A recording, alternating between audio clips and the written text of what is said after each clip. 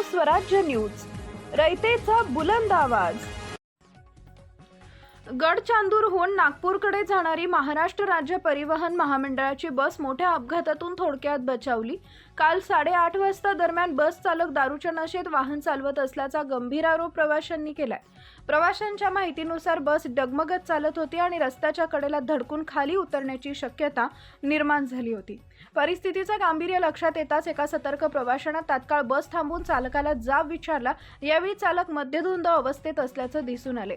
या घटनेनंतर संतप्त प्रवाशांनी वाहकाकडे दुसरी बस उपलब्ध करून देण्याची मागणी केली आहे। संबंधित बस ही राजुरा डेपोची असून तिचा क्रमांक MH14MH5322 असा आहे। सुदैवाने या प्रकरणात कोणतीही जीवितहानी झाली नाही, मात्र प्रवाशांच्या जीवाशी खेळणाऱ्या या घटनेमुळे तीव्र संताप व्यक्त करण्यात आलाय।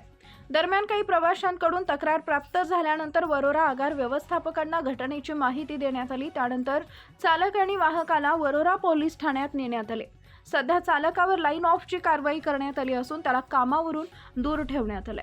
तपासणी अंती चालक दोषी आढळल्यास त्याच्यावर कठोर कारवाई करण्यात येईल, अशी माहिती महाराष्ट्र राज्य परिवहन विभाग चंद्रपूरचे विभाग नियंत्रण अधिकारी प्रभारी छगन दिवसे यांनी केली आहे। काल राजुरा आगारातली गाडी वाहन क्रमांक 145322 ही गडचांदूर ते नागपूर फेरी पूर्ण करत असताना काल काही प्रवाशांकडून तक्रार आम्हाला प्राप्त झाली। त्यावेळेस आम्ही वरोरा आगार व्यवस्थापक यांना या घटनेची माहिती दिली। तर त्यांनी ती घटना वरोराजवळ घडल्यानंतर तिथे जाऊन त्या चालक आणि वाहकाला पोलीस स्टेशन येथे वैद्यकीय तपासणीसाठी घेऊन गेले। सध्या त्यांच्यावर कारवाई म्हणजे आम्ही त्यांना लाईन अप केलेलं आहे।